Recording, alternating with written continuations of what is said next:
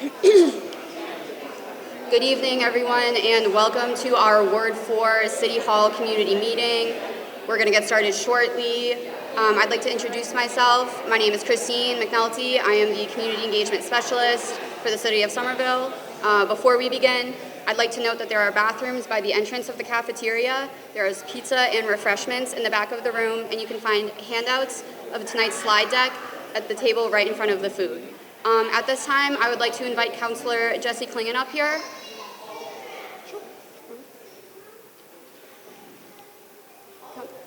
Councilor Klingon? Jess, do you want it?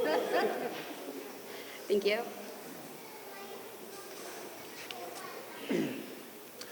Good evening, everybody. I'm Jesse Klingon, your city councilor. If you are living in Ward 4, some of you are new to Ward 4, maybe with the redistricting, welcome. These are, I don't know if you haven't been to one of these before, they're very informative. They're going to go over a lot of different things, including questions that you may have about 299 Broadway, different things like that. So I'll be here to answer any questions, but this is pretty much the administration's opportunity to talk to you all about what's happening and answer questions for you. So happy to be here. I'm happy you all were able to make it. It's a great turnout. And again, I'll be hanging around if you have any issues or want to discuss anything. Happy to do it, or you can always get in touch with me. I'm easy to find, my email, phone number, or I have cards. I'll put some cards over here as well. So thank you all, and have a good evening.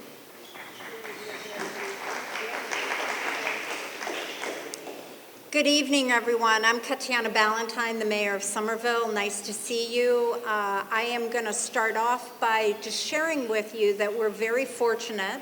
After a bit of time, we have selected our new police chief, which his name is Shumaine Benford. He is here this evening, so I want to introduce our new police chief to say a few words before we get started. He has to run out to another event, so we just wanted to make sure everybody had the chance to meet him. We will talk about community stats and police issues later in the program, but just wanted to give the chief an opportunity right now to say hello. Thank you. Thank you. Chief.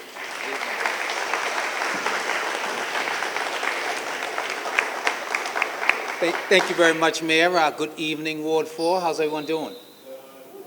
Good to see everyone. I know it's often tough after a long day of work to come to these meetings, so I know it was important for you to be here, so it was important for me to be here. So I was able to make some adjustments to be able to be here, to come before you and address you and share just a minute or two about where we're hoping to go in the coming years, hopefully. But more importantly, I want to talk about very briefly what it means for Somerville PD moving forward with relations to community engagement and how we look to service you. I want to thank, obviously, the mayor for having the trust in me in the appointment. There were a lot of folks that were on the selection committee and the tremendous work in the forefront and in the background and going through the process. I greatly appreciate that. I tried to compete as hard as I could throughout the process, so I'd like to thank them. I also want to thank members of the Somerville Police Department that are here. I am a big proponent of thanking the staff publicly, certainly in private, but most importantly publicly. I greatly appreciate the leadership that they certainly have shown me thus far, and most importantly the diversity that they've shown me. I'm about 72 hours in on this, so I really appreciate all that they've done. I also want to recognize the City Council. We are looking to engage a process where we are going to not only work with the community, not only recognize our own members, but we're going to use all of those processes and all of that information to drive how we deliver services. And at the core of that is really understanding what the tolerance levels, limits are of the community and how we can manifest that and transfer that into positive and productive service delivery. And it's going to be a blend of traditional policing, but most importantly, creative and innovative policing.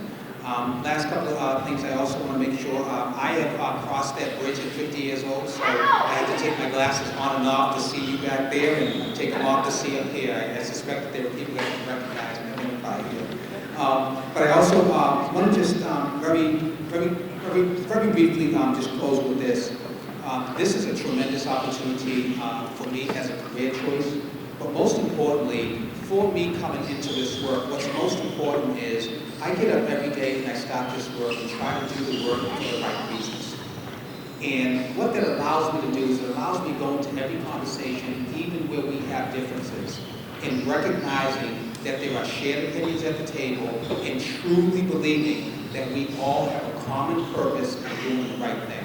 And with that said, I really hope to hear, to listen, to meet with you, to drill down, to figure out what we can do to make the Somerville Police Department a desirable place for people that want to come and work, and most importantly, a desirable place and an intricate community partner in how we deliver our work. So I want to thank you so much for this opportunity. I look forward to future opportunities to engage you and your fellow community members. And please accept my humble apologies for the double booking and having to get out to the other end.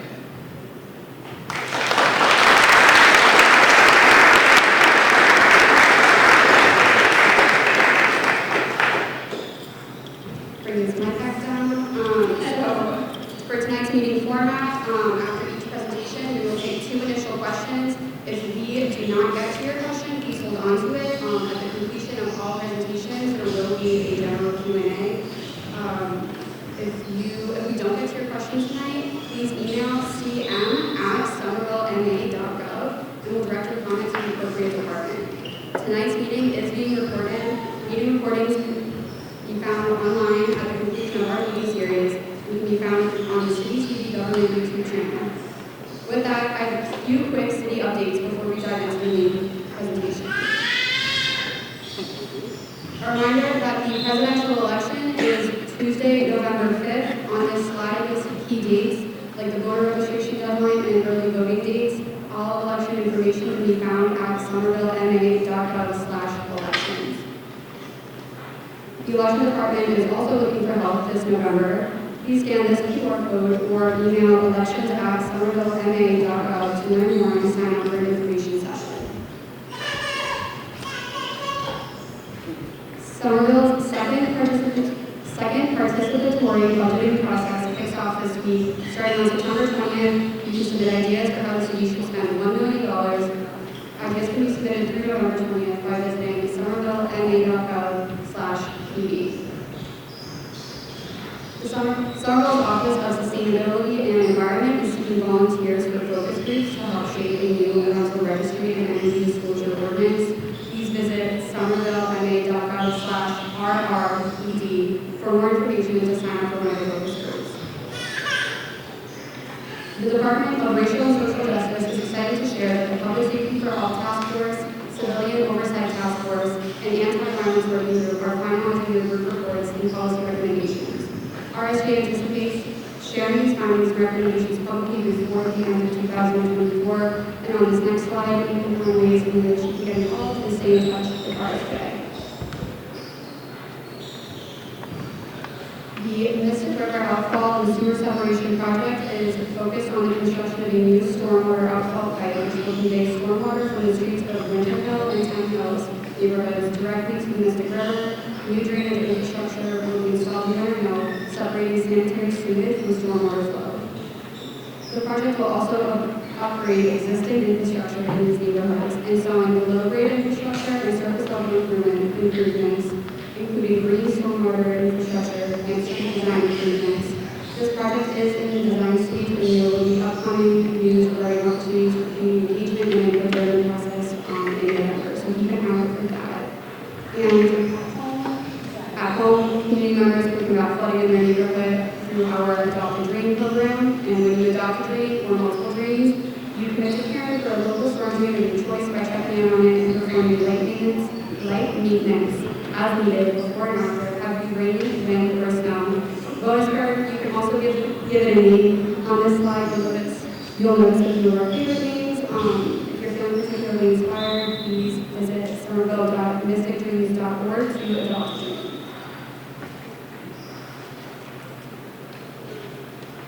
So for some upcoming city events, we have the Fall Festival on Saturday, September 21st, the Ignite Festival at Union Square on Saturday, September 28th, and the Department of Veteran Services 3rd Annual Health and Wellness Day also on September 21st. To see more upcoming events, please visit somervillema.gov/calendar. And finally, you can stay up to date with all things City of Somerville by subscribing to our weekly newsletter. You can do this by using the QR code on the slide or visiting somervillema.gov/subscribe. On this webpage, you will find a list of other departments that have their own newsletters. We welcome you to subscribe to any and all that may interest you. This concludes our quick updates portion. Thank you for your time, and I would now like to welcome Mayor Valentine to the podium.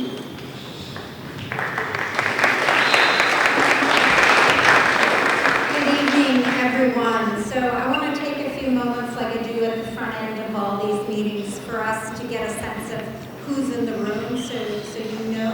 I'm going to ask a few questions and then just ask you to raise your hand. So would you raise your hand if this is your first City Hall community meeting? Wow, wonderful. Thank you for coming. If you have lived in Somerville less than a year, raise your hand. If you've lived in Somerville less than 2 years, raise your hand. 5 years. Between 5 and 10 years, raise your hand. 10 and 20, raise your hand. Over, say between 20 and 30, raise your hand. More than 30? Your entire life, if you've been here. Okay, awesome, awesome. Thank you. If,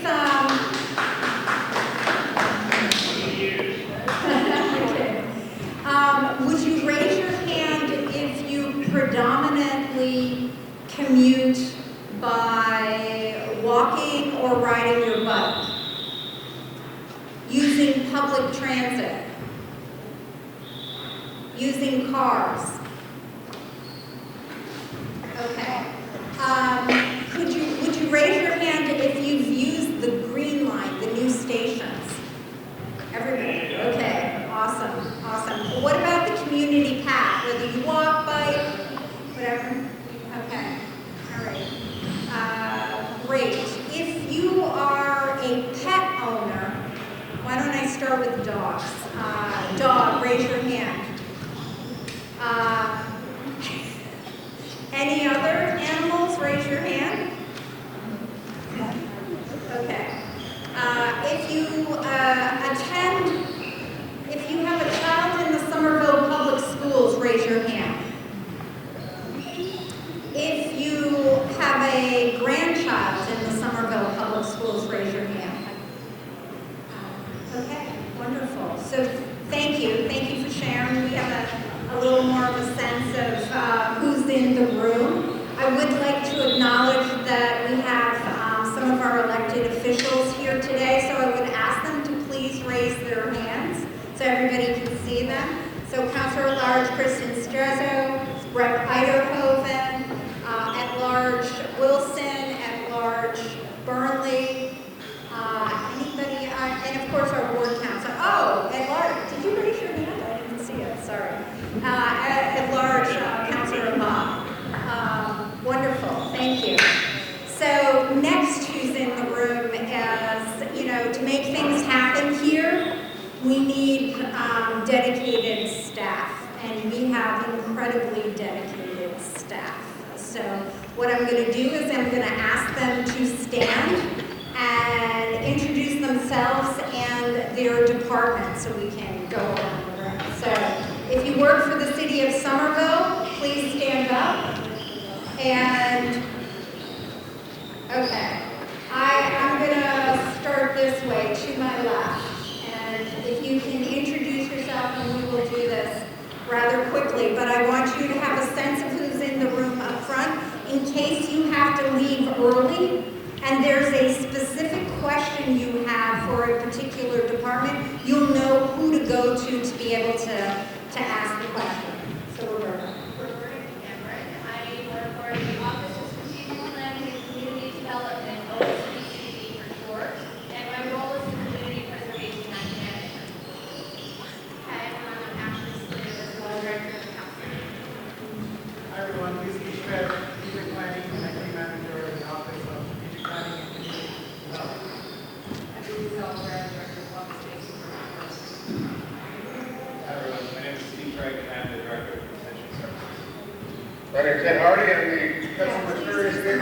Department of Constituent Services. Hi, I'm Eileen Costa. I'm the 311 Customer Service Rep. Good evening. I'm Amanda Nadler-Williams. I'm the Director of Racial and Social Justice.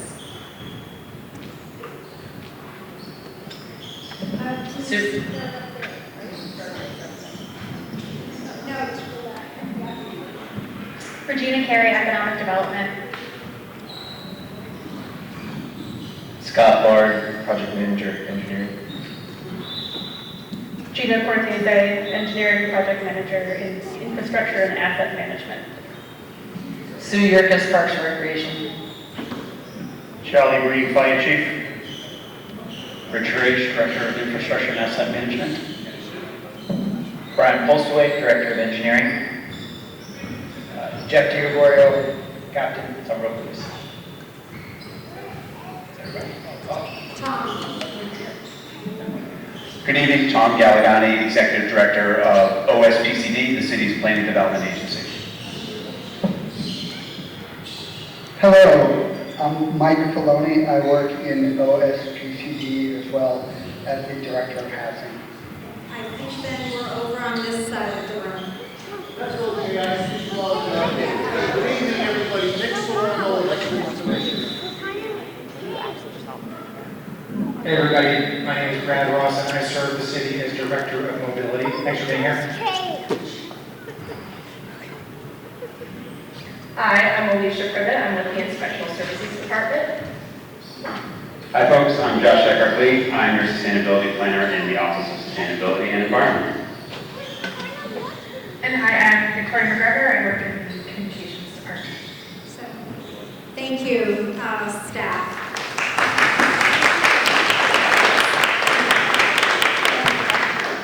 So tonight I'm going to focus on some of the most fundamentally important work that we do in the city, that we do for our community, not just to meet basic needs or critical needs, but to achieve our most aspirational goals. That's investing in, updating, and maintaining our infrastructure. So what's infrastructure? Infrastructure is all the facilities, physical systems that serve our community. At the city level, that means everything from roads, buildings, sidewalks, to utilities like water and sewer, to our public parks and playgrounds. It also includes the smaller but still critical items like manhole covers, streetlights, and more. In short, infrastructure is our built environment that enables us to live our lives. But despite how vitally important infrastructure is, our nation has been neglecting it. Since the American Society of Engineers started grading the condition of the country's infrastructure in 1998, the nation has gotten a D or a D plus every year until last year when it moved to a C minus for the first time. Somerville is no different. We too have significant legacy infrastructure challenges due to decades of underinvestment. So I've made it a priority to accelerate that work. It's not the previous city administrations were unwilling or were willingly underfunding this need in Somerville, though, but rather infrastructure is extremely costly and time-consuming. So as our community has had to find new ways to move forward. We've done this in a number of ways. We've planned ahead to build up revenue streams, so we need money. We had to save some money, and completed years of visioning and planning. So what is it we want to do? We've been smart in bringing the community-driven development that creates new tax revenues to fund it. We've also improved our bond rating, strong fiscal management. So, I would say a year ago, for the first time ever in the history of Somerville, we received AAA bond rating. What does that mean? It means that when we borrow to do this work, we can do it at a lower interest rate. And that saves us money by, saving the rates at which we're borrowing. And to be clear, we do have to borrow for larger projects like the high school which cost us nearly $300 million. And we've had to staff up. For example, in the past 7 years, we've increased our infrastructure and asset management team from 8 to 35. To our community credit, via these measures, we've been able to begin sort of righting the ship on this. But it also takes time and determination and more of those traffic detours that you all love to keep us moving forward. When I say we focused on infrastructure, this is what it includes. You know, here's the sampling. 109 miles of municipal roadways. That's just city roads. It doesn't include the state roads like McGrath and Alewife or Mystic Ave, and of course 93. 167 miles of sidewalks, 181 miles of sewer and stormwater pipes, 125 miles of water mains, over 4,800 manhole covers, 1.6 million square feet of buildings, 15,600 water service connections. I won't read the whole slide, but there's more, but this gives you a picture. And I want to zoom into what we mean when we talk about 1.6 million square feet of buildings. 3/4 of that space is our school buildings. The remaining buildings include the city buildings like City Hall, police headquarters, our parking office, our libraries, fire stations, and more. A key thing about all this infrastructure is that most of the major items were built in the 1800s or the early 1900s. So that's the framework of what we're working with. That includes our network of roads, many of our buildings, especially our sewers, many of which are more than 100 years old. Even our so-called newer buildings like DPW or traffic and parking were built in the 1950s. You know, that's 75 years ago. Schools are the one main exception that has been steady and more recent investment. All but 2 of our schools were built or replaced in the 1990s or later. The most recent are Somerville High School, which we are still finishing touches on today. The 2 exceptions are schools we are focusing major planning on right now. That's the Winter Hill School, which was built in 1974, using now the disapproved concrete construction methods that are failing in many similar buildings worldwide. And the Brown, our oldest school, was built in 1900 when men were still wearing top hats. But even our newer school buildings require maintenance and modernization upgrades. For this reason, when I started as mayor in 2022, I ordered a full evaluation of all our schools as soon as I took office. That became known as our K-8 master plan, which is guiding our work to address the Winter Hill, Brown, and system-wide school building needs. The key thing about older infrastructure and about us as a community is that we're focused on more than just fixing the things that have been neglected for many years.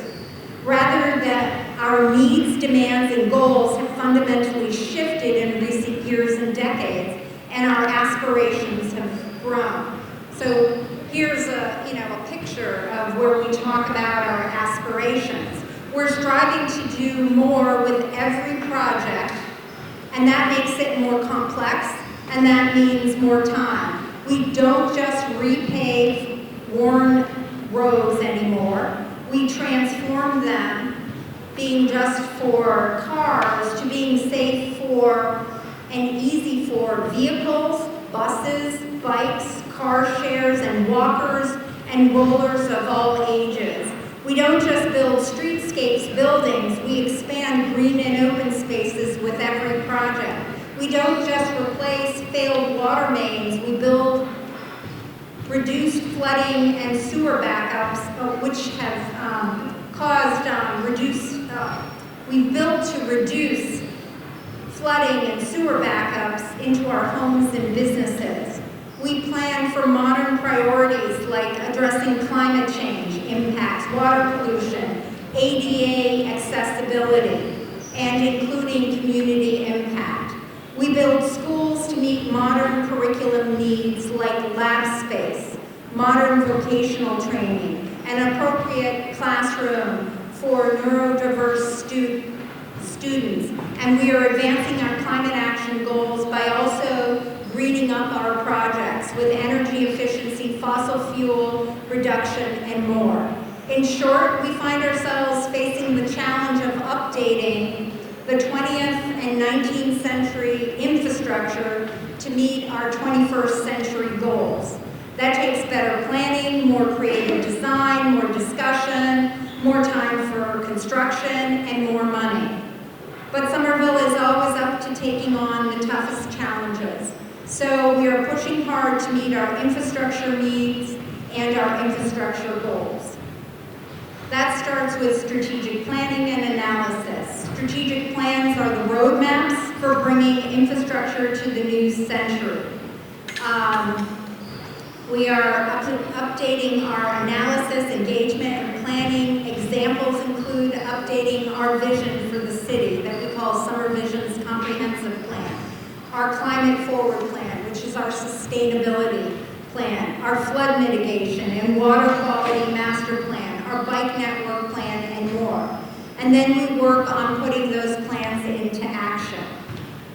So just to look at some of the work underway that's been recently completed, we have a series of slides you can review in more detail later in your handouts or online. I won't read off every project listed, and these are just a sample. These lists are not complete. I'll start with our schools because it's of central importance. It is our responsibility to ensure our students have schools and resources they need to learn and thrive. Quality facilities are essential to that.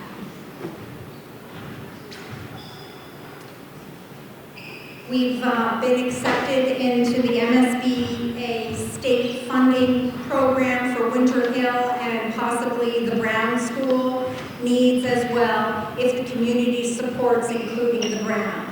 Everyone is interested and is invited to participate in the community process around that, which will start up later this fall. I cannot stress how fortunate we are to be in the MSBA process. This can save us tens of millions of dollars. The total cost of a new school is expected to be around $250 million, close to the same as Somerville High School, which reflects the rising costs since it will be a smaller project. We need state support on both to afford this and to ensure that we have room left enough for things like roads and public spaces. And we are also continually working on other school upgrades, both inside and out, be that playgrounds, new heating and cooling systems. We are also continually assessing our pavement condition and repaving our roadways to restore them after the ravages of New England winters. We know how awful it is to drive over a pothole that throws your suspension out in your car. So instead of pothole filling, our paving plan, so in addition to pothole filling, our paving plan targets streets in the most need of repair. The map here is also an outline. It's an interactive map. It shows what we've paved recently and what's coming up. Purple streets are under construction right now, and hopefully will be complete in the next year. Blue is planned for the next 5 years. We also want everyone of every ability to be able to navigate our sidewalks. So in addition to spot sidewalk repairs, we work systematically as well to upgrade full sidewalks for accessibility and safety.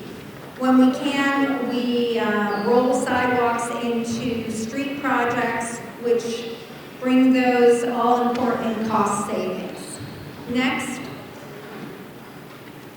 in Somerville, we don't just repave roads. We plan for a full streetscape redesign to meet our community needs. We just completed phase 1 of Highland Ave. I know it seems like it took forever. That's partly due to the pandemic. It's also because we've upgraded the sewers and the other underground utilities before putting down interim paving. Soon we'll start to design the design process for the full redesign with you. We want to be sure it accounts for the adequate parking, pedestrian and bike safety, climate resiliency, and more. We've got more projects underway for Elm, Beacon, Broadway, Western Pearl Street, Washington Street, and more. We are also recently completed projects in Eastern Pearl Street, Powderhouse Boulevard, Holland Street, and more. And in our most recent Public Safety for All survey, the #1 public safety concern for the entire city that constituents raised is every ward, #1 was traffic safety, speeding traffic, cut-through traffic. We heard that then from you and before. So my administration has greatly increased the pace of traffic calming installation as part of our infrastructure work. We're installing safety features like raised crosswalks, speed bumps, traffic circles at significantly higher rates than pre-pandemic years. From 2017 to 2019, we averaged about 7 per year. In the last 2 years, we've averaged 56 features per year. And I've made it a priority to accelerate that work because lives are at stake here. And because you've raised the alarm, and I also share your concern.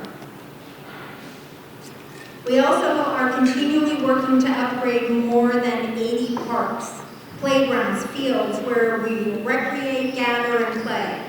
Projects also are large, like the construction of Rivas Field, or small, like the recent expansion of Glen Park Community Garden. We are also doing leading edge work to develop POPs. POPs stands for Privately Owned Public Spaces. One of the largest ones, if you go down to Assembly where the Partners building is, they have a big archway and there's all that open space there. That means it's privately owned, but it operates as a public park. You can go there at any time, you can never be kicked off of it, but that is our way to be able to plan to increase open space, which is, much needed in our 4 square miles. Finally, we don't just build above ground when we construct green space. We also add water retention features under every park where possible to reduce flooding, and it works. When I was a counselor and I started in January of 2014, I regularly, even though that was not my ward, I regularly got heart-wrenching phone calls and emails from people in Union Square area whose homes and businesses had been flooded. After the water retention tank holding 1.2 million gallons of water were installed under Lincoln Park, most of those calls have stopped. Our city buildings also need attention. Our firefighters deserve quality facilities. Our residents need fire stations that best serve our neighborhoods.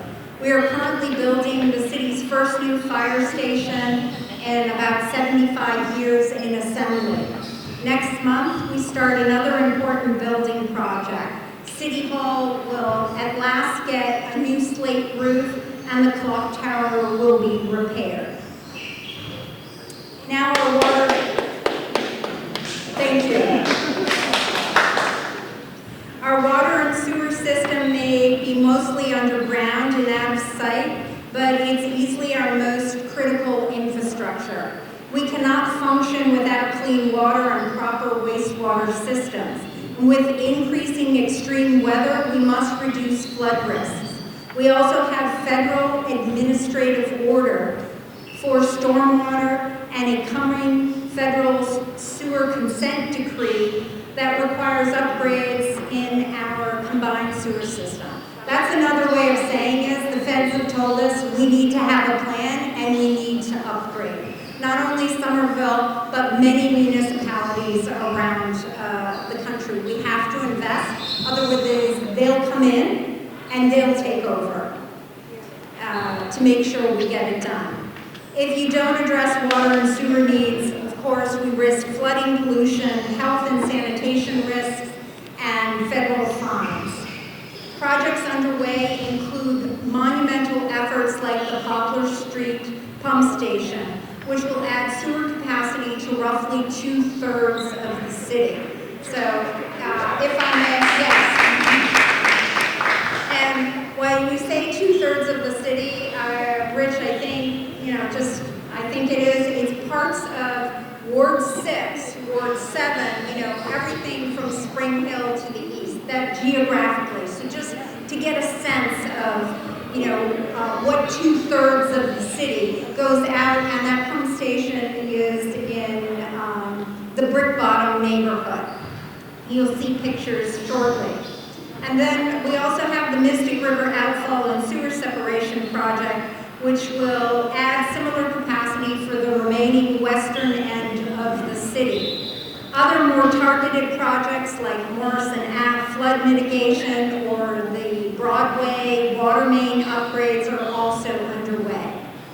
So when you reduce these projects to a few rows of text on a slide, it's easy to miss how big they are. So I just want to take a moment to let you gaze at the work underway in this photo at Poplar Street, which is, as I said, in the Brick Bottom neighborhood. Those little yellow figures are workers in the pump place.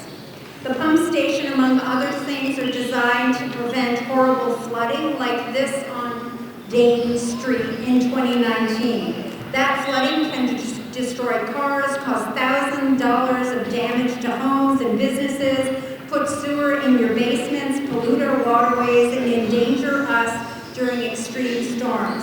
That's one reason we're making monumental investments in our water and sewer system. Last on the list, just as a shout out, it goes to our teams who have been able to replace all of our lead water service lines to keep poison out of our drinking water. We are a national leader in this. You hear what's going on around the country here.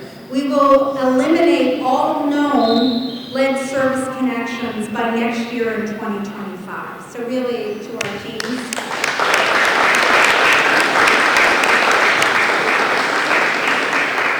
And then, as another compliment to our teams, the MWRA, which is the entity that manages how we get water or supplies water to us, has asked our staff to help teach other communities how to do this now that there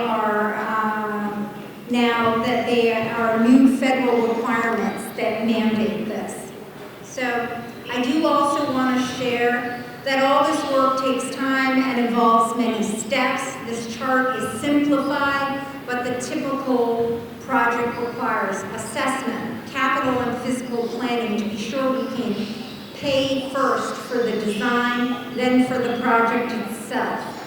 Design, community input, state-regulated processes for procuring contractors and supplies, scheduling and management, construction with constant communication and impact reductions to all our residents.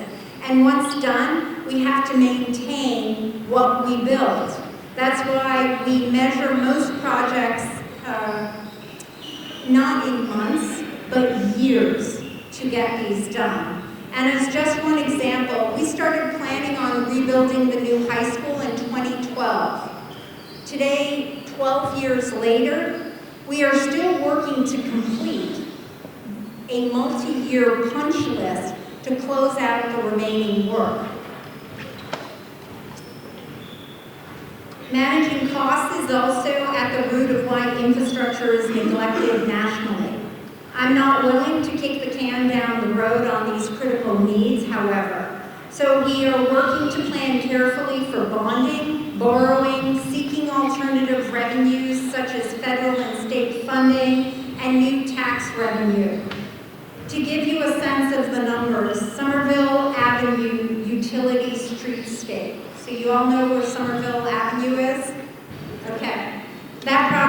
$72 million. The Spring Hill sewer separation is $38 million. As noted, our high school is just under $3 million. And the Poplar Street pump station that's in the Brick Bottom neighborhood that we just looked at a moment ago is $113 million in projects. Sidewalks cost us, anybody want to guess, per mile? Okay, $1.5 million for one side of the road, for 1 mile. Paving a road is another $1.5 million per mile. Accordingly, for a full street reconstruction is on order for about $4.5 million per mile. And that's just a sampling. With all that work we have to do across the city, we want to ensure that we are working as efficiently as possible, both in terms of time and money. We have to make our limited dollars go further. One way we do this is by only digging in once. That means we coordinate all city teams and external partners, such as Eversource Gas, to ensure essential underground work is completed first before we pave a road or build new streetscapes. This means the community can enjoy safer, newly paved roads without worrying that they will be disturbed or dug up for major utility work for at least 5 years. And it also makes sense in terms of lower costs. We don't have to pay to repair the damage that was caused. Another way we work efficiently is by pursuing multiple goals within a single project. For example, the Spring Hill Sewer Separation Project was primarily a stormwater management. Its main goal was to reduce flooding in the city, reduce water pollution, and modernize our underground infrastructure. But a project of this scale gives us the opportunity to reimagine the streetscape above ground, according to our goals and aspirations. So we're able to plan to build in additional features for safety, mobility, accessibility, sustainability, while bringing more greenery to the neighborhood. To sum up, it's good to step back and reflect one more time. Why are we doing this work? Why are we investing our dollars in infrastructure? Why are we causing traffic delays to update our sewers? It's simple. We are creating a better quality of life. We are building not only to meet practical needs like clean water and drinking water and safe streets, we are building for now and for future generations so people can thrive in Somerville today and tomorrow. So that's all for right now. Thank you for listening. I'm happy to take, thank you. I'm happy to take 2 questions now, or you can hold them and we can do them at the end.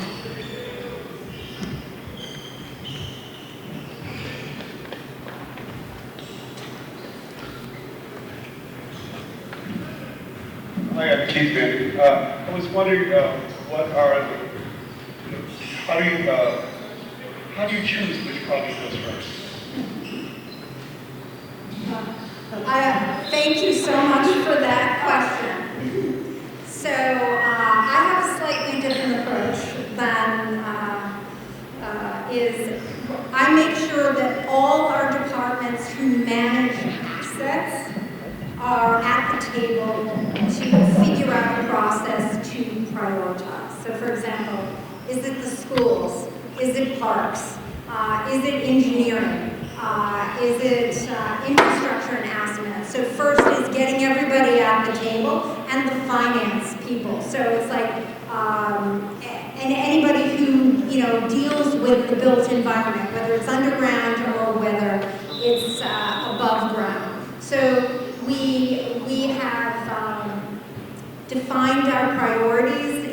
Our youth have been a big part, making sure that people move around safely. There's bigger goals, that there's sustainability goals, and then figuring out, forecasting how much money do we have that we can pay for ourselves, how much can we borrow, how much And sometimes we know that, well, maybe we can get grant money for this, so we'll move another project forward because we have to use a different bucket of money. I will say, a lot is about the money. In municipal government, you don't have just one checkbook. You have, lots of, they call them funds or savings accounts that are designated for specific things. And so we have sought some away. So it's a combination of what's the immediate need. I will say we did take a little bit of a pivot when we had problems with the Winter Hill Community School and we had to relocate 430 students to another building. We had to put everything on hold that was sort of in the pipeline in order to have a safe place for students and for teachers to be. So, we're living in the moment, we're planning a little bit. If we get grant money and it says you can only use the grant money over the next 3 years or the next year, then, we prioritize it. It's lots of things. And I don't know, Rich, do you want to add anything else to that? You hit on most of it. The only other thing to add to that sometimes is also logistics. How the systems work, especially with the sewer system, right?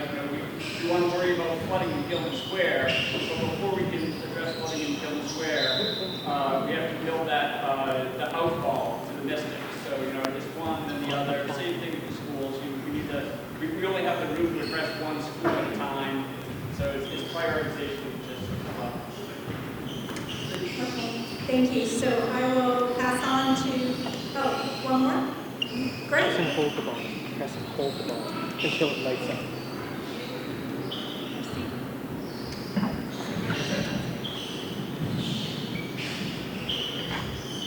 What are the city's policies on the library closures?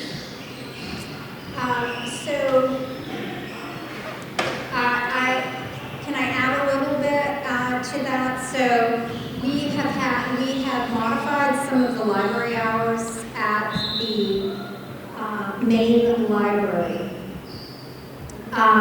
We are hoping and we are planning in order to get that open very soon, meaning it's not weeks, it's in days. We have lots of users at our libraries. We have staff, we have residents, and we have all ages there. So, in the short is we're working to open it to make sure it's safe for all users. What we certainly did with in consideration of modified hours is make sure that youth and teen have opportunity at the high school to still have a library. So for anyone who needed library resources during those modified hours and safe spaces, they were available at the library. So thank you. At the high school. So we're making sure that it's going to be safe for all users, for all residents of Somerville, and we will be putting our modified hours back into full operation. At the same time, the east and the west are still open, and we've never closed our stop day programming.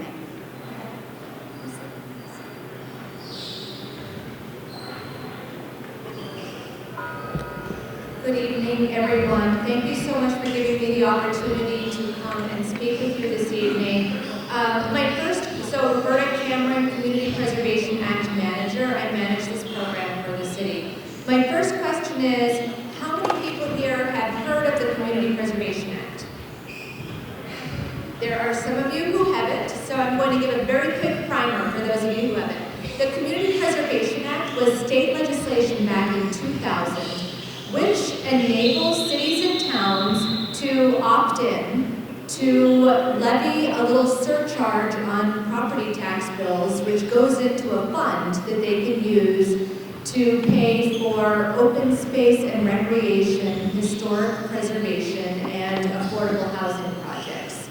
So Somerville voted back in 2012, I think it was, to opt into this program. And when Somerville voted to opt into the program, they opted for, the state allows up to a 3% surcharge on local property tax bills. Somerville opted a little bit lower than that at 1.5% surcharge on local property tax bills. So I'll get to why that matters in a minute. So we started funding the first projects in Somerville. The first community committee has the responsibility of deciding, a committee of volunteers has the responsibility of deciding how to spend this money. And they started that work back in 2014.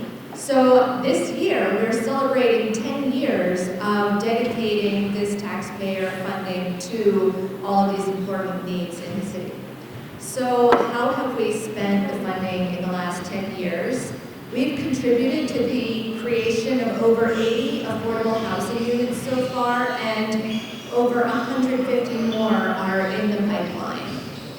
We have supported housing assistance programs administered by the Somerville Homeless Coalition, Somerville Community Corporation, CAS, and other partner organizations. We've expanded and improved open space, parks, schoolyards, including the Healy Schoolyard right here. The top lot was entirely funded by the Community Preservation Act program, and our funding paid for the design that enabled the city to move forward with the main playground area behind the school. And we're using CPA funding to implement important plans like the Summer Vision and our open space and recreation plan and the pollinator plan that create healthy spaces across the city where people can have fresh air and move. And we've preserved iconic Somerville landmarks. And really importantly, some of the work that I'm really proud of is upgrading historic buildings to make them safe and accessible for community use. We used CPA funding to help put the library in the West Branch Library, the elevator in the West Branch Library, for example, elevator in the Somerville Museum, and a few other buildings. So, the Elizabeth Peabody House has been able to make improvements, and thanks to CPA funding in another building in East Somerville, they're now able to use the entire second floor of another building to be able to expand their child care programs. So this work has really been able to be very impactful across the city. And finally, I wanted to highlight that $24 million that we've generated over the last 10 years in local revenue has generated $7 million in state matching funds and leveraged with $300 million in funding from other sources that were matches and other funding to complete all of these projects. So in addition to celebrating 10 years of progress, I wanted to come here this evening and bring it to everyone's attention that there will be a question on the ballot this November, November 5th, to ask whether Somerville should increase the surcharge on local property taxes to that maximum 3% level that the state allows. The CPA program currently generates about $3 million a year with a 1.5% surcharge, and this will go up to $6 million a year. And we've heard in the mayor's talk what the numbers look like for what it costs to bring our buildings up to date and make improvements. This is a drop in the bucket, but it's a really important drop in the bucket, and $6 million is a little bit bigger drop than $3 million. And this would also generate increased matching funds from the state. And we have on the city's website some information about how this is going to impact local taxpayers. The average owner-occupied condo would see an annual increase of about $38 a year on top of the current property tax bills. The average owner-occupied single family would see an increase of $93 per year. And low-income homeowners and moderate-income seniors can apply for full exemptions from the CPA surcharge. The exemption allowances are higher for CPA program than for other property tax programs.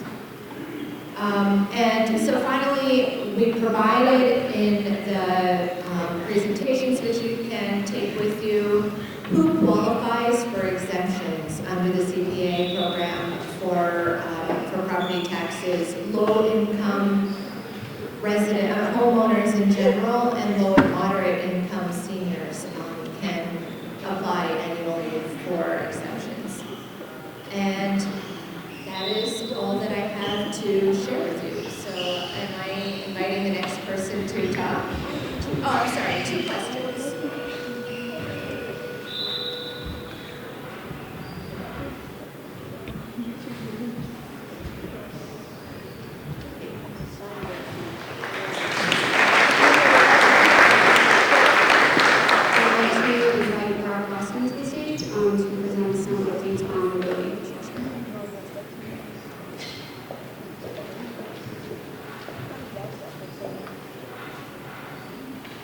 Good evening, everybody.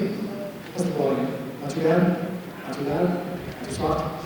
Thanks a lot for coming out. My name is Brad Ross. I'm a Somerville resident. I'm a proud parent in our amazing public schools here in Somerville, and I serve our community as Director of Mobility in Mayor Valentine's Office of Strategic Planning and Community Development. You've met many of our colleagues in our public service tonight. Quick summary, Tom Galvani is our Executive Director.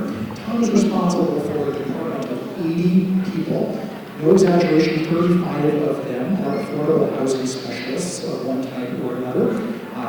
7 or 8 of them are landscape architects, parks project managers, certified arborists. 12 of them are economic development specialists that do small business support, workforce development, and real estate development. The little team of 8 people that I lead is the city's mobility office. We do a variety of community engagement work. We do design development and engineering. We do mass transit planning. We even do a certain amount of development review in places like Assembly Square, where we want to diversify our tax base, but we want to do so without making mistakes of 40 years ago, where you just build big parking garages and block your streets with traffic. So it's a really fun, really impactful, really tangible side of public service in Somerville. But this little team, if they can't do its work, we have a whole series of key partners, several of whom are in the room tonight, whether it's Deputy Chief Donovan and Captain David Gordio from Somerville Police, whether it's Chief Green and his team of fire, whether it's Rich Rage and Ryan Postwood, our amazing city engineer, who's one of my closest counterparts and collaborators. We're going to present to you some of the things that you all tell us are most important to you. But please know that it's not just about me or our little team. It's about our community goals and a big village of public servants working together to solve problems. A couple of quick photos. One of the things that Jesse Clingan, as your Ward 4 councilor, has advocated for many years is making sure that safety and accessibility improvements are coming to Ward 4 at a faster pace than they have historically. These are only just a couple of little examples of projects that have been built over the last year or two to save lives and improve quality of life in all of our neighborhoods, but in Ward 4 specifically. Folks, please remember, we lost a couple of Ward 4 residents in just the last few years. A fatal crash killed a community member from Ward 4 named Kelly Dumont in 2019 from State Avenue. Hit and run crash on the highway near Stop and Shop killed a Ward 4 resident named Walter Knapp in 2021. People's lives are at stake. Tools that you see on these images, like speed bump out front of this school, or like curb extensions at the corner of Shore Drive and State Avenue where Kevin was killed, move with the needle. Anybody who thinks that we can arrest or enforce our way out of traffic violence crisis, I'm sorry, this is evidence-based stuff, folks. We have to change the streets and make it harder to drive fast. When motor vehicles hit pedestrians at 30 miles an hour, it's a point for your life. The statistics from around the country, decade after decade, show that speed is the thing that kills, and enforcement and signs are not enough. We really have to do things that sometimes make our lives a little less convenient, like speed bumps on places like Chase Street. Okay? So next slide, please. Here is kind of a 10 or 15-year look at crashes. Somerville prides itself on a couple of things. One is community engagement in our politics and our policy making. Secondly, is being evidence-based, following the facts, and being courageous enough to say if the facts are not matching up with our goals. I am so proud as a Somerville resident and a longtime public servant to show you these numbers. Our policies and our strategies are working. You see 15-year trend lines of all crashes in Somerville decreasing, and the crashes that we are most concerned about decreasing, crashes involving people walking or wheeling or biking. So there's more work to do. If on average you are seeing in the recent times that you might have 20 reported crashes of a pedestrian being struck by a motor vehicle, that is 20 too many.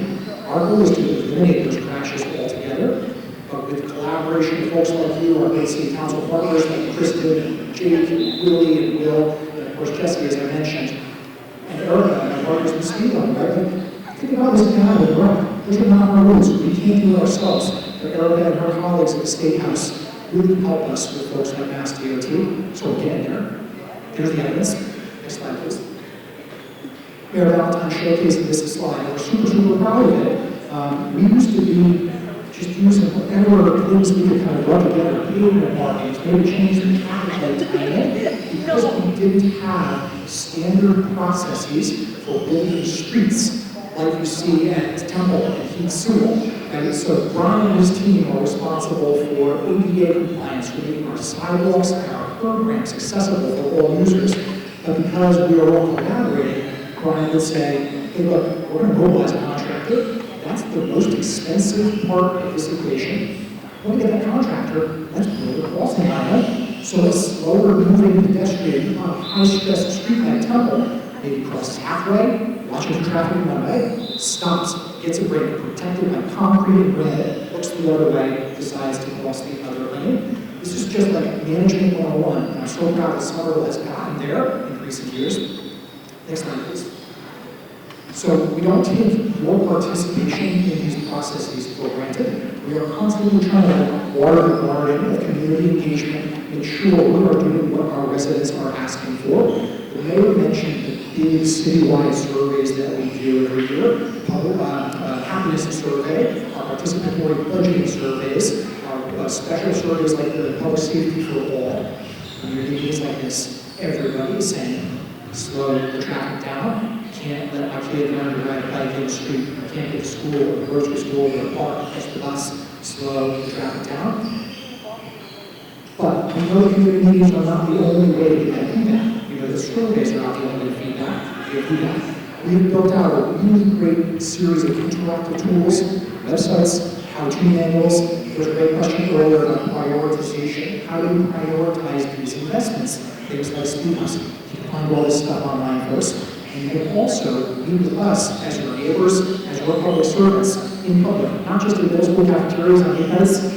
This format serves some people well, and we also miss vast swaths of our community. So we are constantly doing tabling events like we did last Saturday, 4 hours at the Gilman Square Arts Festival that our Arts Council put on in partnership with the Gilman Square Neighborhood Association, bringing the content to people. They were standing at bus stops, we were flying, we were knocking on doors in small business neighborhoods, talking to merchants and workers. There are a million ways to get plugged into this work and to know how you can influence it and help with our prioritization. So a couple of web resources here. Hopefully there's a little bit of a doorway for you if you want to learn more about this stuff. And I think that's about it, Victoria. Oh, flagship project. We are going to be rebuilding Western Pearl Street, which of course kind of straddles a few electoral boundaries. It starts in Ward 1, it comes into Ward 4, and it kind of touches the edge of Ward 3. It is long overdue, as you and your neighbors, as Jesse and his colleagues have told us. Try to push a stroller, try to move with a wheelchair or a walker, try to get a couple of kiddos that hold their hands on those sidewalks in between Gilman Square and Rapp Highway. It's crazy. Try to cross the street. There are very few opportunities to cross the street. There's a lot of traffic. If try to ride a bike, there's no safe place for you to be biking. So we will be rebuilding this street, repaving it, rebuilding the sidewalks. And as the mayor noted, our standard operating procedures don't just put it together the way that we found it. It wasn't safe enough in the first place. Our residents demand more. They demand pump outs that allow us to build bigger tree pits and green stormwater infrastructure, paths that shorten the crossing distance for pedestrians crossing the street, so you're exposed to motor vehicle traffic for less time. You get the picture. We've just started this process. Community meetings will be one way to get involved. Online surveys is another. We'll continue bringing the content to the neighborhood, doing one-on-ones at places like Pearl Street Park, Matters for Studio, going out for the business owners like Somerville, like the laundromat. There's going to be a million ways to get involved in construction. Our current schedule will start construction in 2026, so that's important enough for the board for residents to get plugged into. I think that's about it. I just feel all right. Traffic issues are like one of the most popular things that folks can talk about. I'm sure we have about a million questions. I won't leave this cafeteria the last person's going to, so if you can't get a question right now, stick around and make sure you have some questions. Thanks, everybody. Come up to it.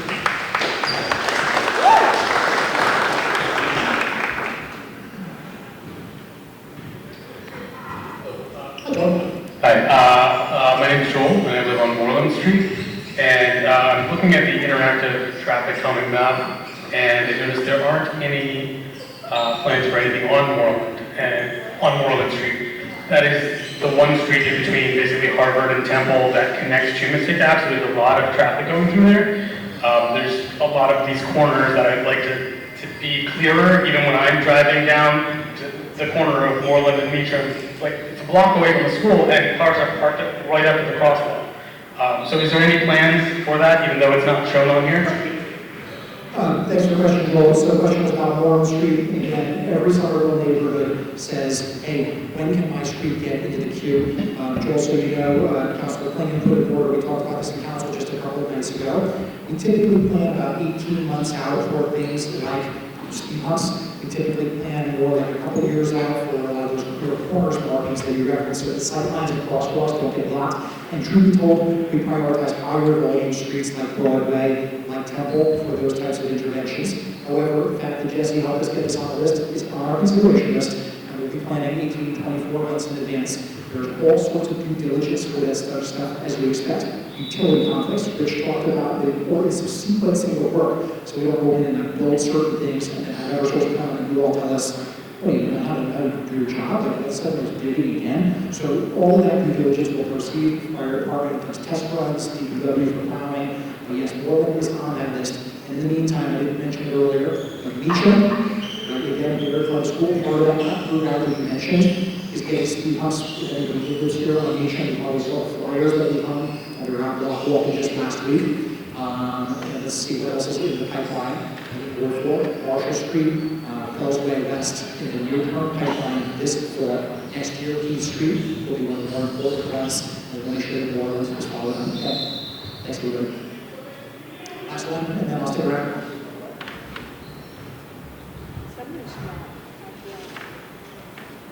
Hello.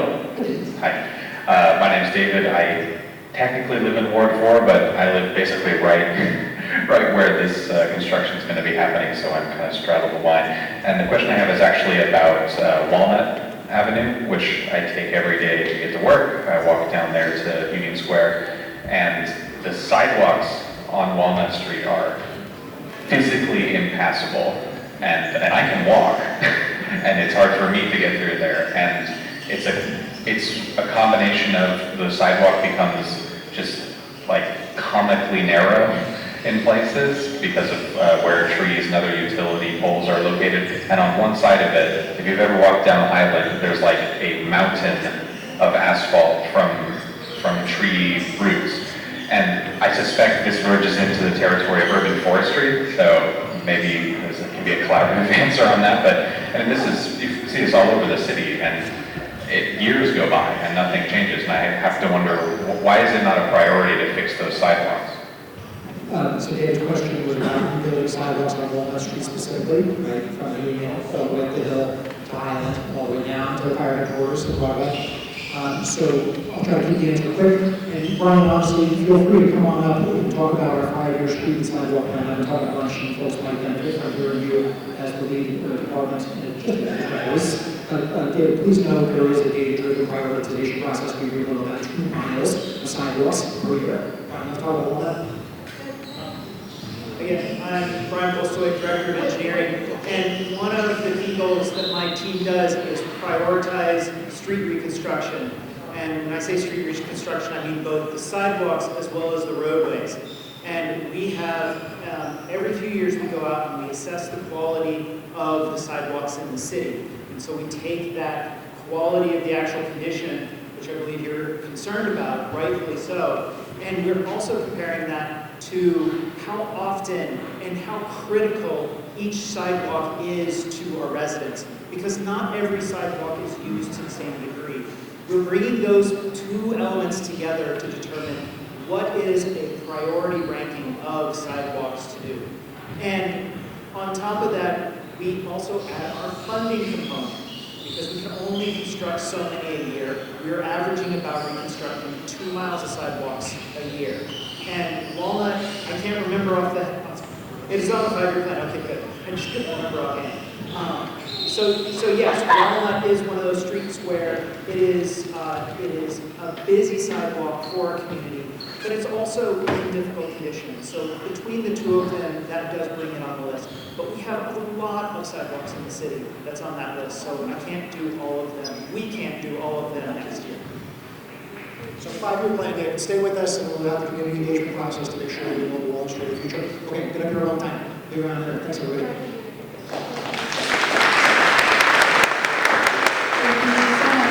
Next we have the Deputy Chief James Simon joining us from the police department.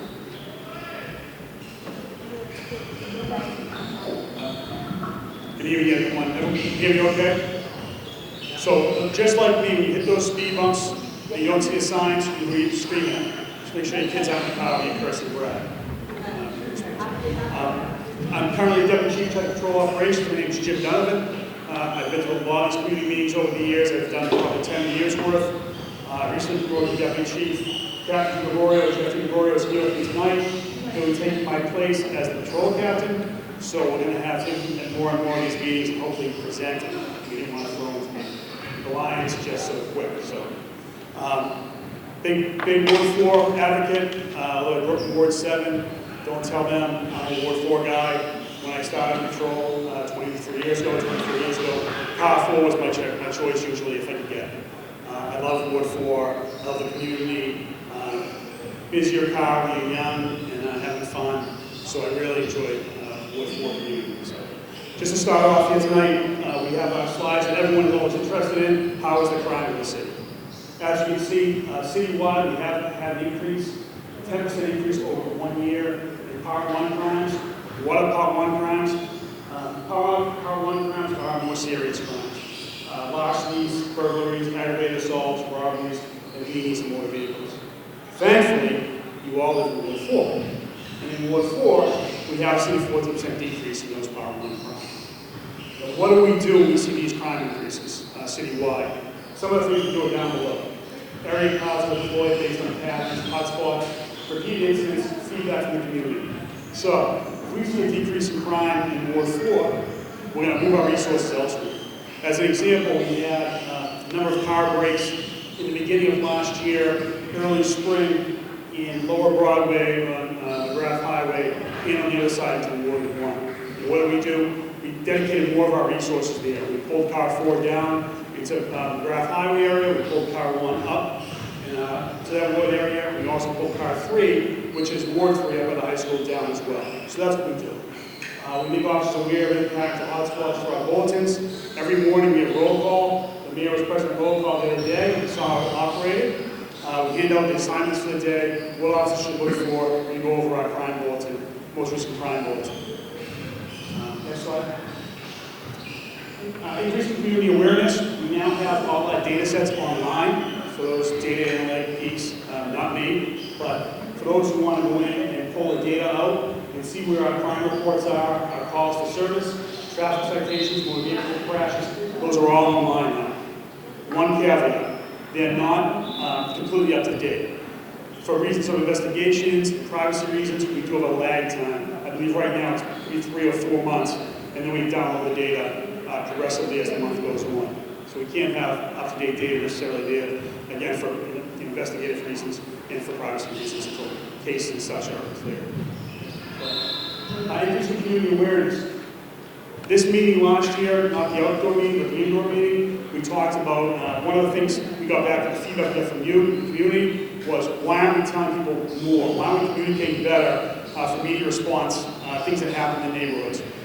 Over a year ago, we had a pretty significant shooting on Broadway, and the neighbors, you know, the community, we didn't know until, hours and hours after the incident. There were investigative reasons for some of it, but some of it was, we owned it. We weren't good at communicating. So we're trying to improve. And these are the ways, some of the ways we're improving. So we do take part in the community alert system, and these are some of the things this year that we put out as soon as we possibly can. And that's always in the back of our head now, as a result of speaking to you last year, is, in addition to responding to the crimes, I'm not out there investigating, so what am I doing? I'm thinking about the community. At what point do we notify the community of what's going on in the neighborhoods? They see all the police cars, they hear the sirens. When is it safe for our investigators, if the investigation, at that point to notify the community? And that's, my job, and we've taken that to heart. Next slide. Steps we've taken to build trust and legitimacy with the police department. This year we created the Community Affairs Unit. It's similar to what our old community policing unit used to be. We used to have community policing where we have one officer assigned to each ward. Currently now we have 2 officers assigned to sergeant. What are they doing? They're working with our youth in the recreation department. They're very close to the Council on Aging. We love our Council on Aging. Ashley will tell you that. They were all down at the luncheon, the mayor's picnic this week. And they're also, you'll find them all the time down at Mr. Housing Authority, down at the Mr. Activity Center. They're down there as well. National Night Out, we finally brought back National Night Out.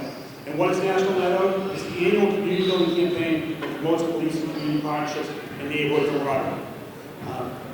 During COVID, we stopped doing this during COVID. Prior to COVID, it was run by other departments in the city. We took ownership back of National Night Out. I know that Medford runs a really good National Night Out. We're coming after them next year. They had the Red Sox mascot. We had the Bruins mascot this year. So we're going to get in front of that next year. We also had the Junior Police Academy. Again, this is very popular within our youth. Councilor Strezzo's son was in it last year. I don't know if he did this year or not. It's working with our officers, learning how to do leadership, how to do different things, such as they did CPR. They got to observe a drone. Boston police came out and showed how their drone works. We don't have a drone in the city of Somerville, but we showed them how their drone works. We had a dive team come out. They were able to review the dive team in the pool and how the dive team operates. We learned CPR, and said that. And they also attended the Red Sox game with our officers, so they had a great night out. Again, community needs. Just so you know, I posed a slide up there. That is nothing in the dog tank is me. Next slide. Contact the SPD. These are the ways to contact us. I did print out those sheets. They're back there. We are, social media savvy, believe it or not. So please reach out to us. You can contact us through our social media, through our website, our anonymous tip. You name it, we have it. This is my slide. I haven't put this in last because I'm really trying to get behind our recruiting. If anyone knows anyone out there who wants to career in law enforcement, please, please, please. We are really having trouble recruiting people, especially some of our residents. We really want some of our residents to be involved. It's a great career. I've been doing it for 23, going on 24 years. I love what I do. I love the men and women I work with. I love the community that I work, where I work. It's a community I grew up in. My mom still lives in. And we really, really would like to have more people from our community looking for a career in law enforcement. How do you do that? It's right up there. Go into civil service, look, there'll be a test. Take the test, you get preference if you're a veteran, if you're a resident, or speak special language. Next slide. I'm thankfully I kept before the enrollments this year. Graduated. No offense to Paul if he's here, but usually we're behind the words. Thank you, Tori. Absolutely. And I will be here all night.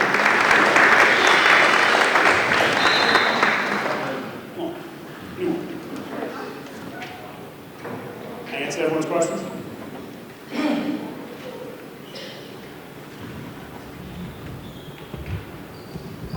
Hi. Thank you. I'm a resident on Thurston Street, and I appreciated the update when we got the message about what happened on Garden Street, and I was just wondering, was there a follow-up to that for those of us living on Thurston Street? We were wondering what our next steps should be kind of after we heard that news. And it's still an ongoing investigation. They made significant progress. I really can't speak to the particulars of it, but without giving anything away, I have no problem living on Thurston Street, living on Downing Street today. Where I have a friend, a family member, live on Downing Street. It's very, very safe. Thank you. Okay, I will be here for the rest of it.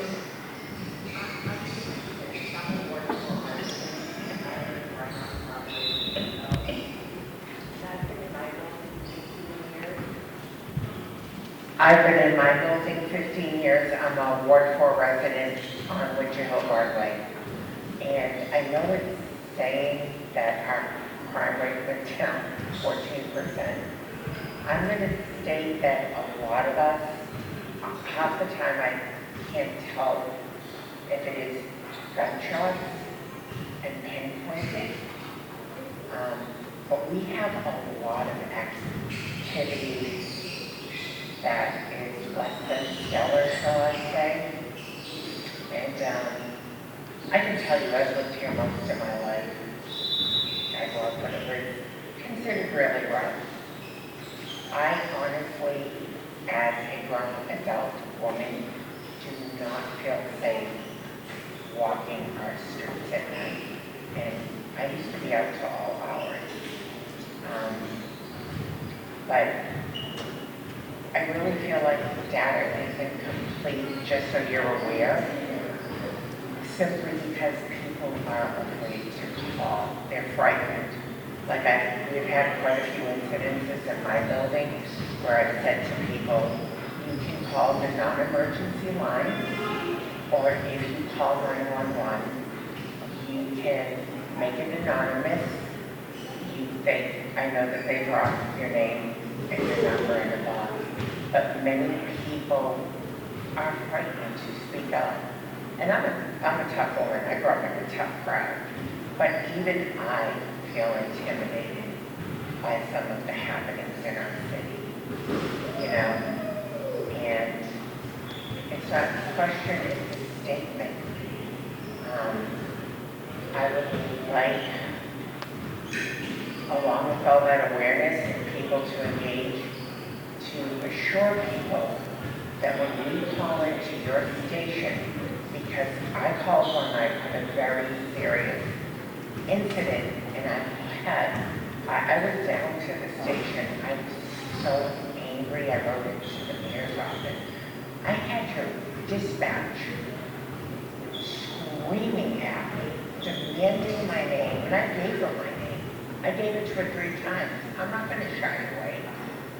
But I think that what needs to be built with the Somerville Police Department is a bit more trust. And I have no problem with law enforcement. It does need reforms. I have law enforcement in my family. But there has to be more of a sense of trust and respect between the community and some of its employees. Some of the employees, including the police, are incredible. I've dealt with them. But it's a trust issue with many people. And I saw people in my building from the BIPOC communities who were really frightened because of the communities they came from. So I want a sense of trust. I want to build a better relationship in our community. And I want to be treated with respect as a resident of this city when I am calling to report a crime, not to be screamed at, not to be yelled at, and literally, I mean, it's a two-way street, and you guys are under fire, and I don't agree with all of it, I really don't, but I'm just making a statement, it needs to happen. So I'm really sorry you had that experience. I really am. We talk more offline as to particulars, but we have taken steps in increasing our community engagement, increasing our presence in the community. Personal safety is more important than almost. So I come up here and say, I've always said this, is I can say that there's been a decrease in crime in Ward 4, and that's terrific. But if you don't feel safe, that means nothing. And we understand that. There's actual safety in the numbers that are presented, and there's actually family safety. And they are distinct. They really are. Not everyone feels safe, even though crime may be down. That's not, we understand that. But also, if I speak to one other point you made, and I'm big on this as well, is that I really encourage when I do all these meetings. I normally say, and I didn't say it tonight, I really encourage people to call the police when something happens in the neighborhoods, even if it's something minor. I can't tell you, people have said to me, my car was broken into last night, and I'm like, what'd you report? Nothing was stolen. I'm like, that's because nothing was in it. But they broke into someone else's car too. Unless we know that information, unless that information is shared with us, we can't dedicate our resources to these neighborhoods. So we need the community. This is a partnership. This isn't, we need to know what's going on in the community. We're all there driving around, but the community members, your neighbors, you guys really know what's happening in your neighborhood. So we need that shared with us. So no matter how small the crime is, how small the incident is, share with us. Because we do listen, we do dedicate our resources based on our crime. And I'll speak with you after the particular stuff in Broadway.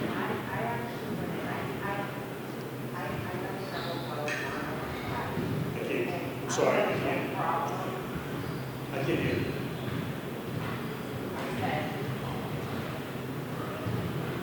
I know Charlotte Alfano and Patty's. Okay. And I have no problem speaking up. Trust me. I keep it respectful, but when I felt like it wasn't working and it continued happening, I marched my butt down to the police station, spoke to the lieutenant that headed up patrol and dispatch, wrote it to the mayor, and spoke to people because I feel like it's a two-way street. And respect is a two-way street. I'm going to treat you with respect. I have no problem doing that. But I think it's vital to our communities because I literally live on Broadway, and stuff happening up in my neighborhood at night, I'm like, I don't want that to happen. Thank you.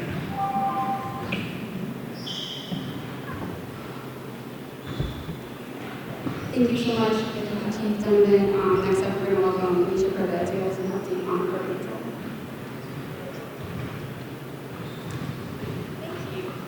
Hi everyone, my name is Alicia Privett. I'm the Environmental Health Coordinator for the city. This is my first year presenting at board meetings, so I'm very excited to be here to give you some brief updates about border control. The first update is that we are currently and have recently started doing a research study about birth control for rodents. So it's called Evolve Bait. It looks like these little sausage things right here. We're currently only starting at Somerville High School. This is a joint effort with Cambridge, so we are comparing data, comparing locations so that we can get accurate information and really see if this stuff is effective, along with other efforts to deal with rodent populations at these sites. While it is a joint effort with Cambridge, it's a shared grant, so that does mean our scope of location is limited, but we are interested in expanding and considering other locations as well. And then for those of you who don't know, we do still offer the residential rodent assistance program. We have made some updates over the last year. So previously it was a 1-month service, about 2 visits every other week. We have expanded it to be 2 months and total 4 visits every other week. We also have changed the kind of bait we are using. So this is going to sound like a lot of jargon, but previously we're using contract blocks. We have switched to using these T-RAD blocks, which is a vitamin D-based rodenticide. So basically, we're using this because there is less risk of secondary poisoning to non-target animals. We also currently offer alternative treatments to burrows, such as carbon monoxide and dry ice for qualifying properties. So if you're interested in that, feel free to reach out to me or give me my contact information, and we can take a look at your property to see if it will work in the area. And then finally, this is my last slide, but like everyone else in here, if you have any specific questions about cases or other things, but we do ask that we continue our efforts in reducing rodent population. So I did mention other ways we're trying to abate rodents, but the biggest and best food, water, and shelter. We have a lot of great resources on our website. And other things, we ask if you want to get more involved and recruit your neighbors to join the residential assistance program. It helps us with scheduling and also makes it more quality, more effective in reducing road populations in the area. Thank you. Any questions?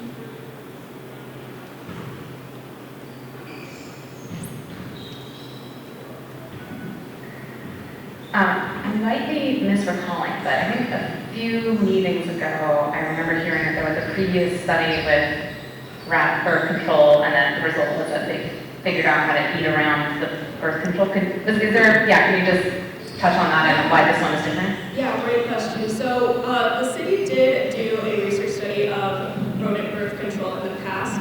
It was a different product, so that was called Contrapest. It was like a fatty liquid, basically. And the problem that we ran into with it was that, one, it froze in the winter, which made it less effective and less palatable for rodents. So the sausages are more weather resistant and more enticing, I guess, for rodents because they're like a little sausage form. And this one also, because we're doing efforts with Cambridge Works, it is a bigger area that we're looking at compared to the last study.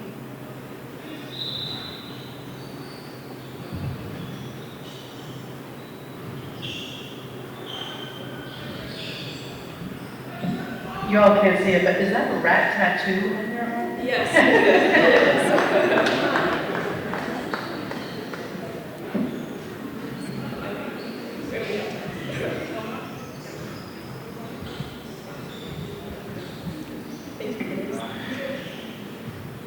Yeah, I've been having rats in my home for past month or two, and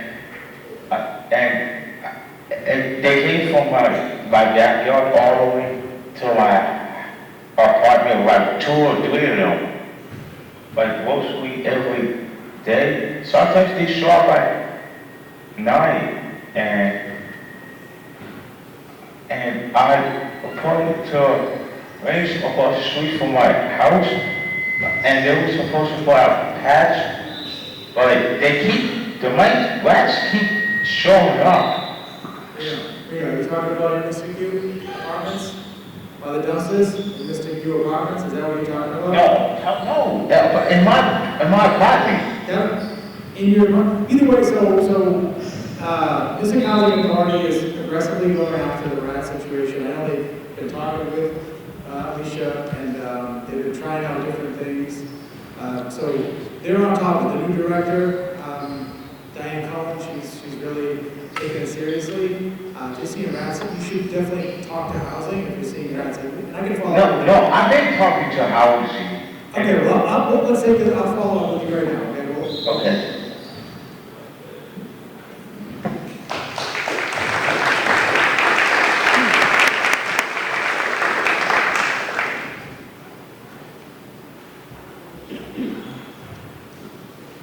Hi everyone, I am Louisa Oliveira and I'm the Director of Public Space and Urban Forestry.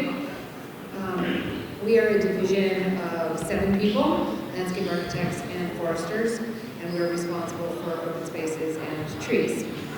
We have one parks project that we're working on in Ward 4, which is the Blessing of the Bay Greenway. This is a project that was proposed with CPA money, in fact, the master plan for it, by the Mystic River Watershed Association.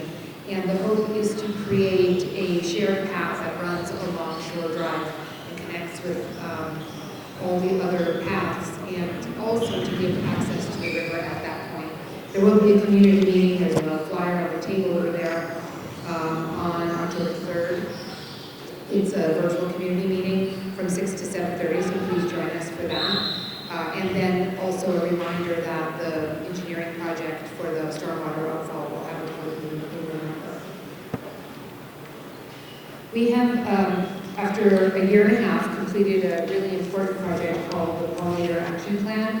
And this is a plan that is trying to help the city address the biodiversity crisis. You may know that we're losing a number of pollinators to extinction because of humans, in short, if I had to pick one word. And so this plan looked at what can we do in an urban setting to increase biodiversity and provide habitat for pollinators. So you can help by creating your own garden and planting specific plants that are providing habitat, and also you can help by some of these landscape practices that are happening in the fall now. So if you're raking up leaves, instead of putting them all in your lawn bags, or you can leave some of them there because insects will lay eggs in there and overwinter in there. You can also not cut back your perennial stalks if you have a garden. Leave them. You can cut them in the spring or leave them for 2 years. The other plants will just grow on them. And if you're mulching, leave some bare ground, because remember, a very large percentage of bees, especially native bees, are nesting in the bare ground. You can find the Pollinator Action Plan on the Summer Vision page. It has some great resources for you, especially if you are a gardener. It has recipe cards if you want to create a pollinator garden but you don't know which plants to pick, and it lets you look at the soil conditions, sun, shade, even color. So there are, I think, 50 different recipe cards. If you visit City Hall, you'll see there are 3 of those recipe cards are replicated in front of City Hall, so you can, as a demonstration project. The other thing we do is trees. Last year, we planted 750 trees.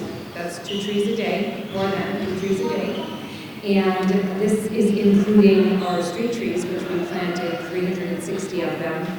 The schoolyards, privately owned public spaces, so this again are those spaces that are developed by, that are required by developers that are public space. And then a special project is called the Miyawaki Forest. Does anybody know what a Miyawaki Forest is, or have seen or know about it? So a few of you do. So the Miyawaki Forest is behind Somerville High School, and it has a very high percentage of species of trees. There are 266 trees planted in it. It's planted in a very small area that has a lot of nutrients in the soil. So the idea is that the trees grow very fast and create a very big biomass. It's in its first year, but there are volunteers who are caring for that, meeting twice a month. If you want to get interested, if you want to get involved, please just reach out to us. The project is again on Summer Voice. Summer Voice is a website that pretty much has all of the projects that we work on, if you're ever wondering about something. And then finally, you can help with the street trees, especially in times of drought. If you can water the trees, that's really great. You can also help by not walking your bikes to it, not stapling your yard sale sign to it. Anytime you break the bark of a tree, it introduces a place for infection. And I think that's what I have for you. Any questions about open space and trees? Oh, one final thing. If you have a question about trees, you can email trees@somervillema.gov, which is the standard email, and that goes to the 3 arborists. We call them the Tree Amigos, and they will all see it. One of them works on planting, one on proactive maintenance, and the other on maintaining the existing trees.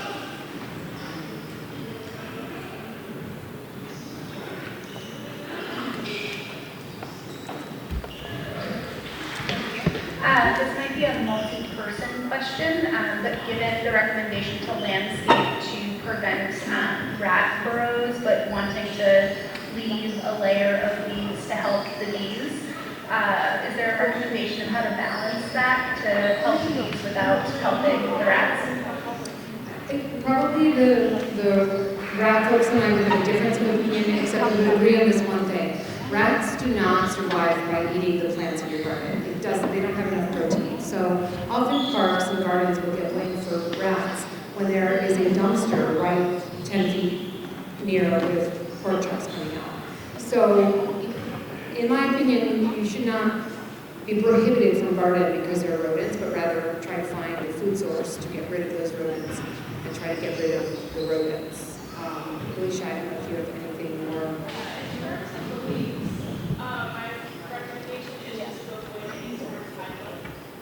Basically, what I've seen is that the leaves will accumulate, especially like near the foundation or right under bushes, which is where rats like to hide. So just be be vigilant, check your yard, spread the leaves out evenly, and yeah, just make sure that you're checking for activity in the area.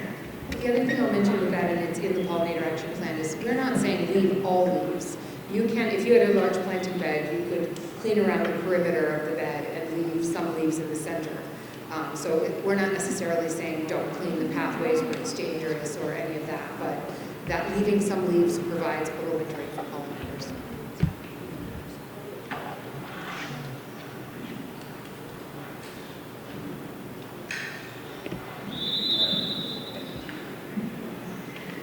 I was curious to know if there was any action against the spread of the black swallow wart as part of the pollinator action plan. So the question was about black swallowwort, which some of you may know, may not. Black swallowwort is an invasive plant that you see everywhere. If I had a picture of it, you would say, oh, I see that all the time, often on chain link fences. And it is a problem because monarch butterflies lay their eggs on them. It's in the same family as the native milkweed. And then when the eggs hatch, they start to eat the leaves and they are poisonous to them, so they die. So it's kind of it works against pollination. We have every year in June, we have an initiative where people are putting around, you may have seen these door hangers like on chain link fence, and they explain all about black swallowwort and how you remove it. We have them in City Hall. You're welcome to come get them. It's not too late to remove them. But there is, invasives are biologically adapted to invade, and so it is a problem. We are trying to encourage people to pull out specifically black swallowwort, but there are a number of invasive plants that can take over the landscape. And then there are also non-native plants that are not invasive. So directly to your question, we do have an initiative. If you go on the city's website, there's a whole page about black swallowwort. And if you want to stop by City Hall, we have a bunch of door hangers. If you have a neighbor, say, who has it and you would like to ask them to remove it. There's also a thing called the pod patrol of people who go around and remove black swallowwort. Great, well thank you so much, and we'll see you again soon.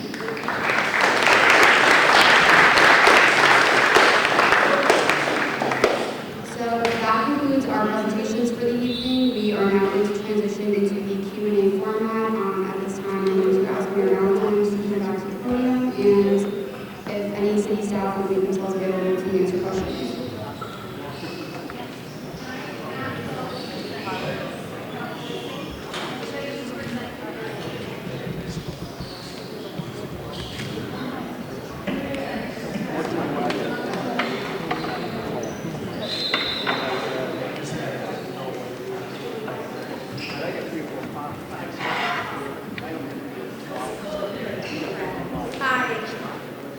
Hi, my name is Candace. I live near Foss Park.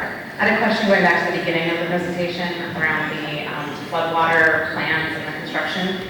Is there a place where I can find a project timeline? I know you mentioned construction starting in 2026, but there's, like 20 different project priorities, and it'd be nice to see, when those are happening. Is that available anywhere? Yeah, thank you. So, okay, awesome. My name is Gina Cortese. I'm a project manager in engineering, and I'm managing the Mr. Rivers Sewer Separation and Outfall project. We have a Summer Voice project website, and I think this linked one of the very early slides of this presentation that will have more information on the project, including the project timeline. We are, I see you making a little bit of a face. We are in the middle of preliminary design, which is a year essentially of field investigations. So we are reaching the end of that phase. We saw that we were promoting public meetings beginning of November. That's going to look a little bit different than our first community meeting where we had just one meeting. We're going to have more of an open house style format of multiple opportunities. So I encourage you, please continue to visit that website. We have a link to sign up to get project updates so that when we are reaching back out and promoting the public meetings and outreach opportunities, you'll have that available to you. But for the specific timeline,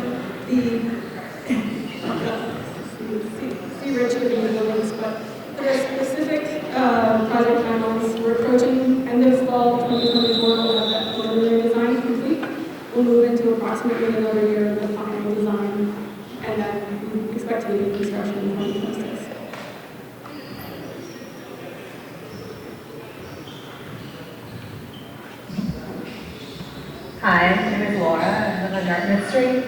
I have a question that's kind of similar. Is there any way that we, like any place we can go to see which roads are closed, like for that day? Like in the morning, oftentimes, you know, the roads are just closed and there was no advance warning. It would help. Laura, thanks for the question. So the question was about kind of block time, road closure. Like an app or something to just be able to... Yeah, I'm going to look a little bit towards Rich and Divine, as well as to Dana Leckel from the Communications Department, who's a construction liaison. Signing up for the construction newsletters is probably the best way to get a week-to-week look aheads. Eversource is here, National Grid is there, the city's sidewalk contractors in the third place. In terms of day-to-day closures, Rich, is there anything on the communications side that I'm missing? The longer-term closures that are planned and going to be in place for a while do get posted on the website. There are reverse 311s. One of the troubles that we have on a day-to-day basis is that for the traffic management plan, often police details will be called in, and the police detail will make the safety assessment at the time to close the road. So we often don't know that a road has been closed until after people start calling us about it. We've debated how it is that we could sort of post those, but it's been a very difficult thing to mobilize on a web app kind of thing. I will say, Kevin Hammond, I will say from the police perspective, having done construction details in my younger days, a lot of times it's the contracts, we're going to go across here today because there's a car parked here, we can't do that service today. Or, you know, we have dam hours today, we don't even have yesterday, so we have to do this. So a lot of times it's on the fly. They're out of long-term closures, I feel your pain, I drive this, you know, Queen Square every day, and I'm like, what's going on? And I'll talk to my officers, and I'm like, this is the plan. But there's a thousand reasons why there are long-term closures we're always aware of, but there are those day-to-day things that pop up that we don't control. And a lot of manpower driven and environmental.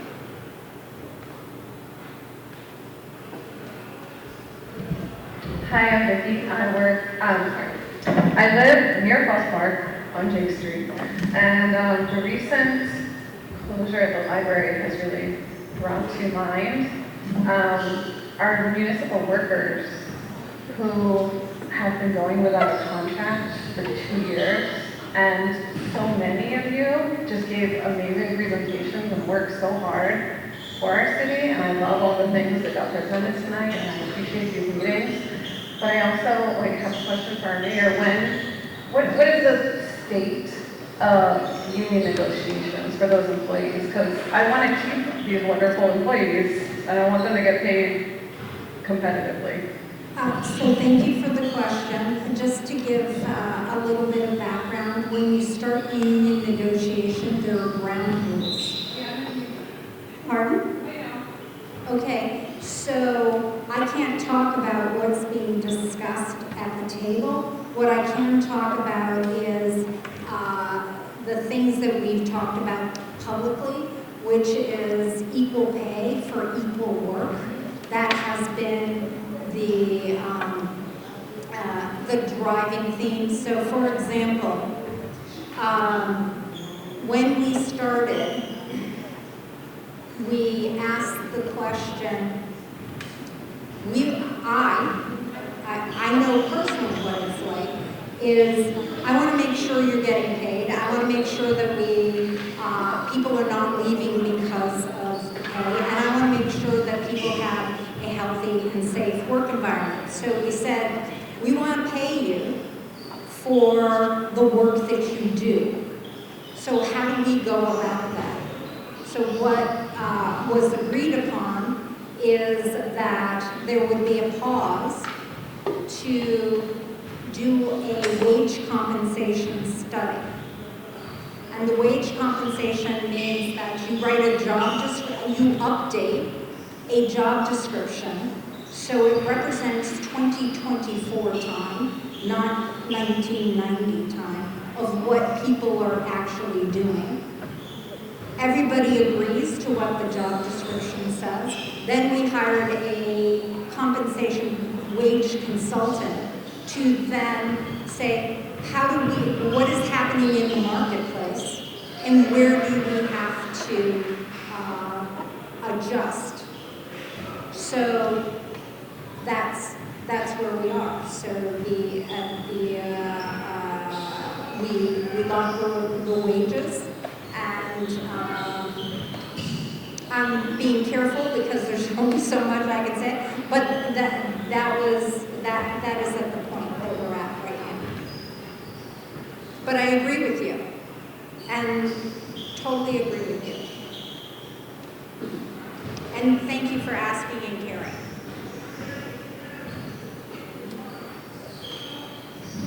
Hi, Dennis and Katya from Moreland Street. Thank you all for all the work that you do and for tonight. I wanted to ask, if this might be settled by now, but if there's a status update on some of the kooky water bills that residents got after the meter updates. We're in a triple decker and our condo mate upstairs got like a $7,000 quarterly water bill. It was resolved with Councilman Clinton's help. Thank you for getting us in touch with them. The water department was wonderful too, but I think it took almost a year. I'm just wondering if this is all set now.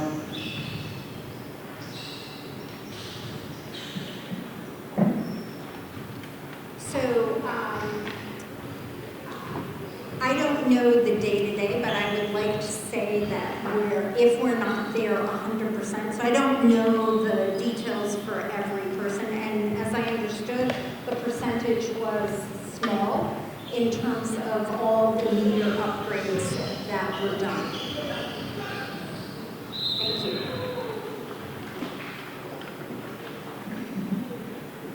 Okay. Hi, I am a freshman at the Somerville High School. I am here with two friends who are 8th graders at the Healy School. We're asking, because we're curious how you plan on giving librarian support before you open the library in the next few days. Thank you for the question.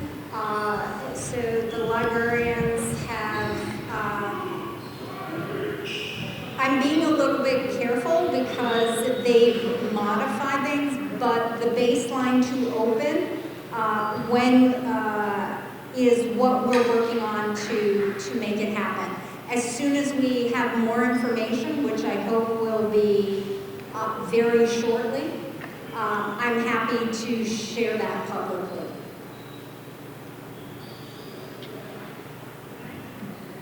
Hi, my name is Jackie. I live on Maple Ave. I'm a huge fan of the community path. It's amazing. But I have a couple questions about safety on the path. I've noticed a lot of motor vehicles, like especially like e-bikes, but also like literally just motorcycles.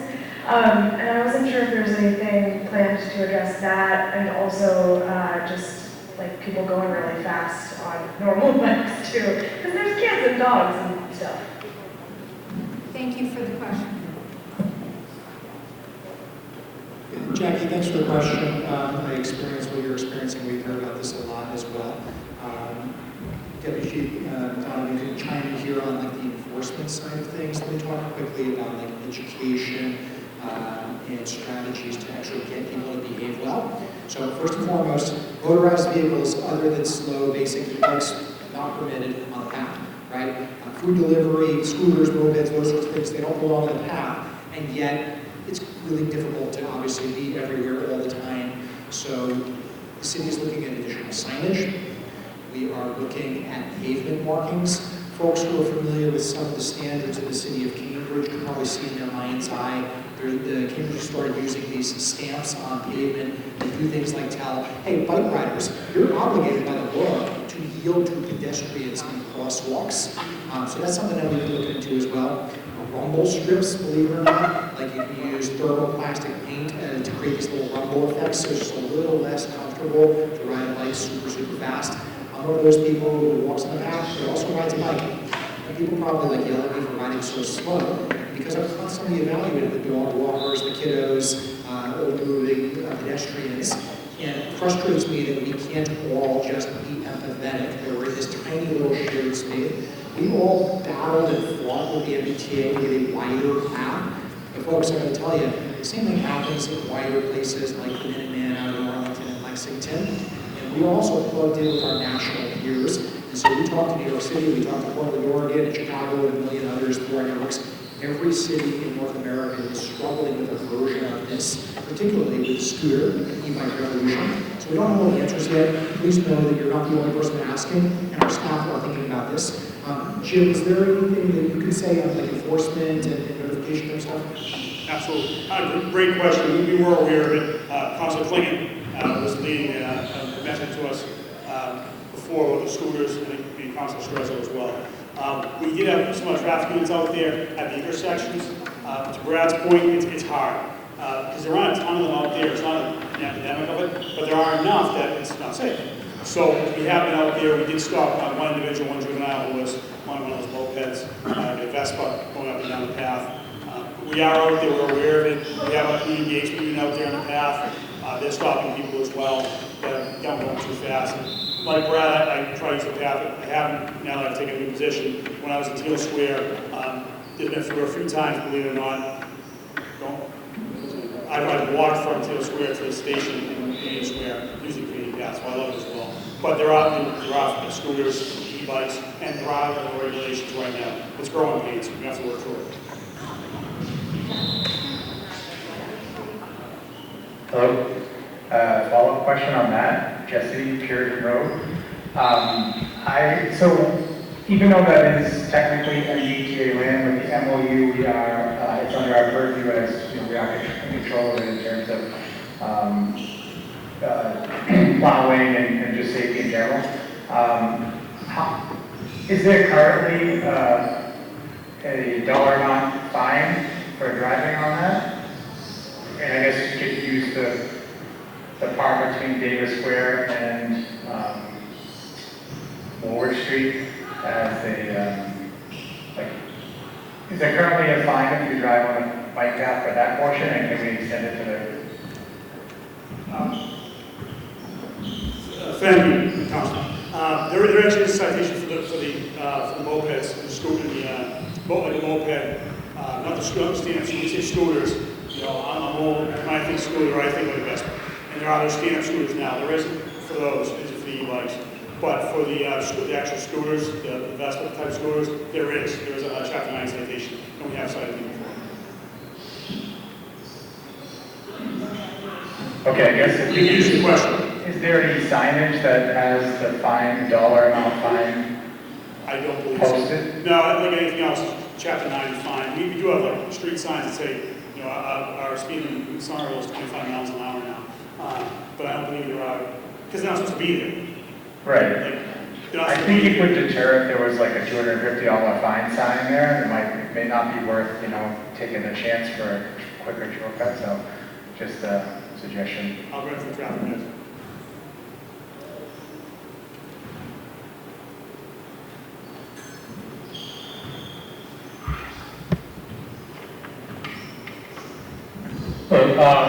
Following up on the community path and also the general TT patrols on bike, because that would be very helpful. I don't think I've ever, I bike on the path all the time. That's primarily how I get to work.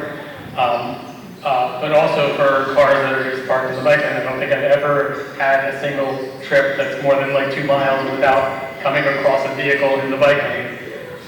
So if there's any of that done right now, or if there's any plans to. So as far as bikes on the bike path, our community engagement unit, when they're not assigned to other assignments, they are out there on our bikes.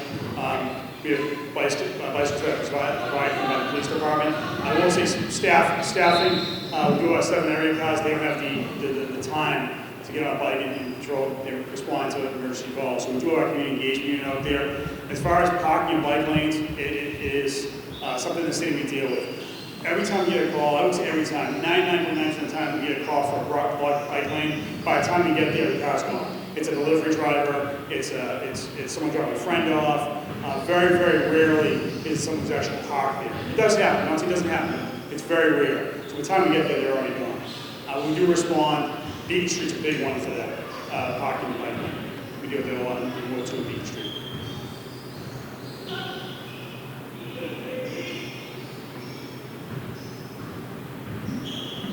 So I just want to note that we are coming up on time, and I think we only have time for 1 or 2 more questions.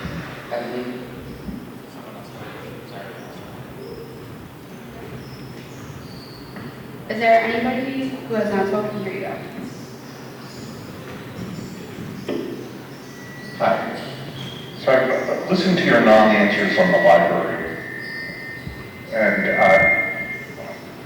I'm wondering if you can... Maybe step forward. Just try stepping forward with your speakers.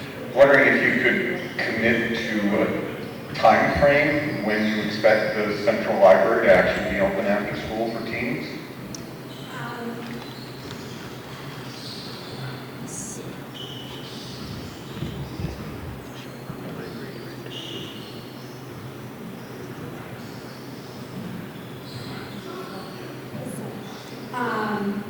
We are trying to do it in days. That's what I can, there are a few things that we're trying to get in place that was determined was a baseline to return the modified hours back to the regular hours. Talking about, and we're thinking about all users. We're not just thinking about one group. What we did in terms of teens is, for anybody who needs library services, the Somerville High School has a brand new library. It has all the services that they want. In terms of teen spaces, we still have the Edgerly. We also have Powder House, and we are shortly expanding. I think Sue is probably gone, to also use the Founders Rink. So there are expanded places for teens around the city. Back in 2022, so that's it is a big thing. But I do want to highlight back in 2022, I worked with teens at the high school who came up with a concept of what they wanted to see in terms of teen spaces, and they wanted 15-minute walk places around the city. So, and they did extensive research. They worked with the design school at Harvard to poll and really do a very incredibly respected and professional steps to help us move forward. So, I just wanted you to understand that those things are going on. There are, 50+ clubs at the high school, opportunities to use big spaces, and Parks and Rec also has 20+ for the teen groups. And we, again, are working in days to try to meet the baseline, to then also put those modifiers. Teens still show up at outside of those hours. So teens are still going to the main library.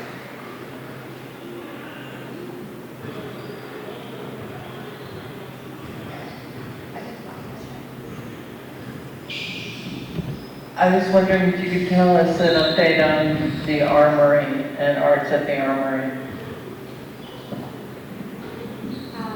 So thank you. For those of the people who don't know, is back around 2019, we took the armory and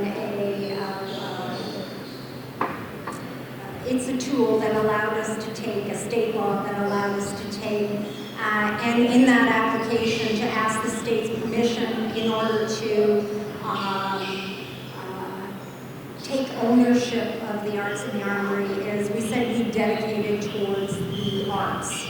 The pandemic happened.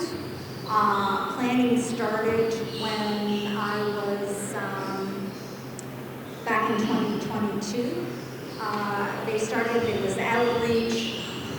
The question is, it's a public asset. We have to show that we're transparent and that we're dealing with all the art. So they are almost finished with their master plan. I actually met with the team yesterday on it. They're hoping by the end of this year to make it public, but the idea was, of course, it stays arts. The questions about it are who is going to govern it, who is going to manage it. So the governing piece would be how do they coexist within the building? Are they going to, how do they select who uses the room? So is there going to be tenants who do that? Is it going to be, oh, I'm sorry, Tom, I just saw you. You can answer this better than I can. All right. Apologies. Hey, you did a great job. You answered the question, which is we're going to have a master plan. Staff is completing the master plan, and it'll be ready by the end of the year.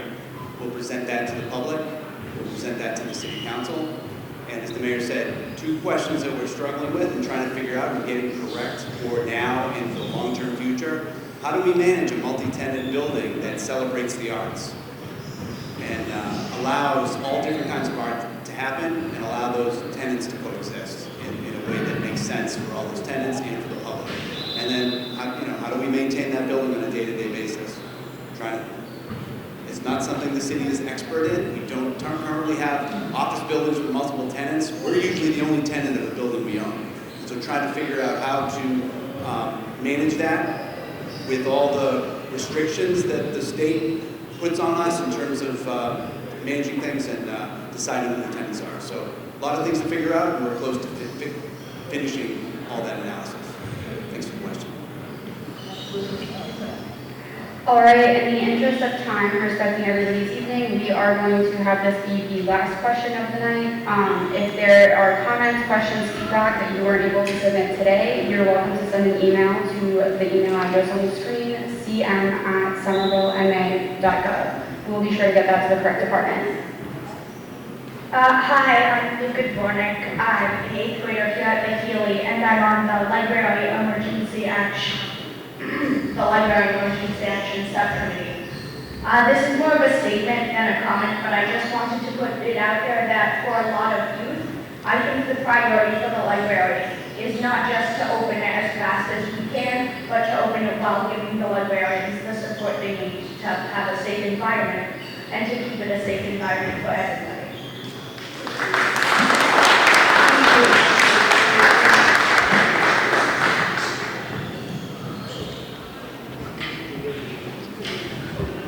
Thank you everybody so much for coming tonight, and we hope to see you soon.